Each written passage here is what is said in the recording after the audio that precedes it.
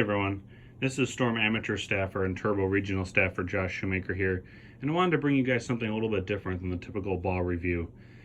So I actually just moved back from Buffalo to Rochester, New York. I only have one semester left for school, so I'm going to be traveling a lot the next couple of months between Rochester and Buffalo to bowl a lot of events.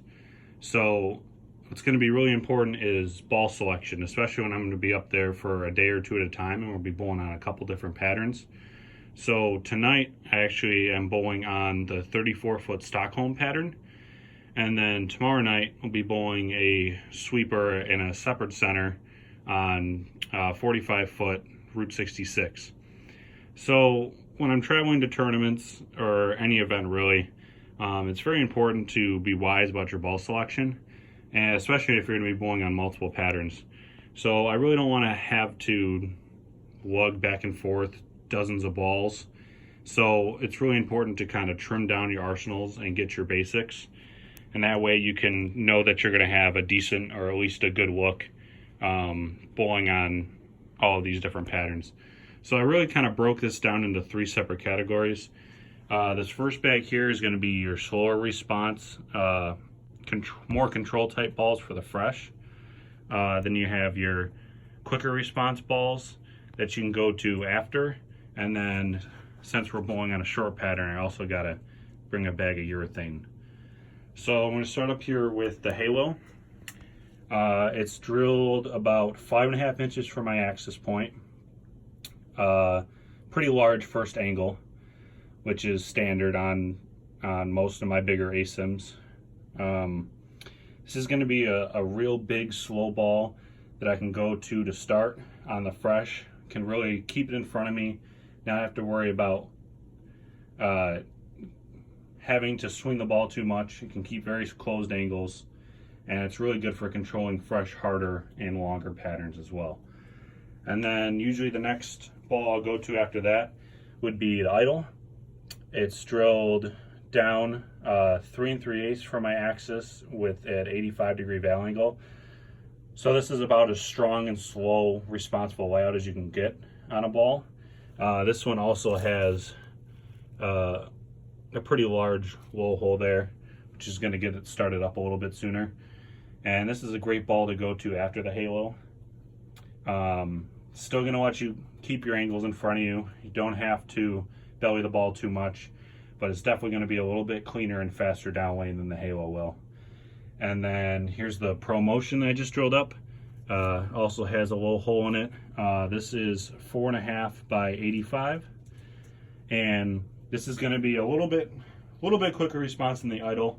Not too much. With it being the spec cover, it's not quite as much cover as the idle is, I believe, and it's just a slightly weaker layout. So that's going to be a great 3-ball progression when I really want to keep my angles in front of me. And that idle definitely will let you open up the lane a little more than the other two, which will make it a great 3rd ball in that progression. And so now we'll go down to this bag here. This is the quicker response bag. So this first ball here is a High Road Nano, one of my all-time favorites. This one is drilled 5 inches from my axis with a 50-degree valve, and also a pretty small hole there, which will just help it get started up just a little bit earlier than if you didn't have the hole. But nothing too crazy. It's not a big crater, just to get it to read the pattern just a little bit earlier, which is nice. Even when you get to quicker response balls, you still need them to see the pattern, or else they're just going to be too erratic down lane. And that just has some lane shine on it. About 30-35 games since I've touched it with a pad, which makes it just a little bit quicker response. And then I also just drilled this here, one of my all-time favorites, a No Rules Pearl. I drilled it 65 by 4.25 by 30, which is a little bit stronger in the pin position, but it's still going to be a quick layout, quick response ball for sure. And I just lightly touched that with a 3000 pad to knock the box shine off. And those are going to be two great options that I can go to when I need something just a little bit quicker, but still got to read the midway. And that's the big thing on these harder patterns. You need something that's going to get through the fronts, but it can't be sideways off the end of the pattern. There's enough volume usually in the front on both of these patterns that you don't really have to worry about the ball clearing the heads too much until you get real late into the block or start match play or the finals. So those are going to be two great options for quicker pieces. Then now we'll get down to the urethane bag. Urethane is definitely essential in my bag for sure, especially when you're bowling on these shorter patterns. Since it's 34 feet, decent volume in the front. It's not really a high friction center, so you don't have to worry about balls getting through the front, especially in the beginning.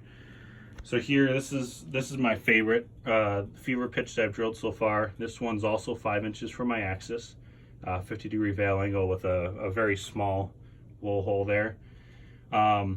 Just haven't hit this with service at all. Just been lane shined from using it a ton on shorter patterns. And I drilled this fever pitch to complement it.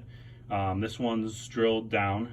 It's 3 3/8 by 85. Same layout as the idle up here, and that also has a bigger lower hole there too, which is going to really help it get started up earlier.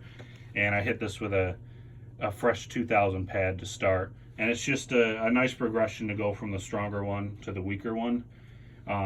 Gives you the same feel. They're definitely both cleaner than a typical urethane ball would be, but they're not nearly as early in the round as the pitch black is. So if I really need something to get started up real early, be round and continuous on the short pattern, especially when they're fresh, you really need something to slow down in the back end. I got this pitch black here. It's drilled 4.5 by 85, and it also has a pretty big low hole there as well to really get it started up. So I hope you guys enjoyed this. A little bit arsenal breakdown here to show you kind of my thought process when I'm going to plan on bowling some events. And be sure to subscribe to the channel, turn on the notifications, drop a comment below if you want to keep track of or ask any questions, and especially if you want to keep track of future videos that I post. I definitely want to get more into stuff like this, not just the ball reviews, trying to grow the channel a little bit bigger than it has been. I've gotten a lot of good feedback, especially on Facebook, but it'd be nice to grow the channel a little bit as well. So be sure to visit your local VIP Pro Shop. Shoot me a message on here or on Facebook if you got any questions.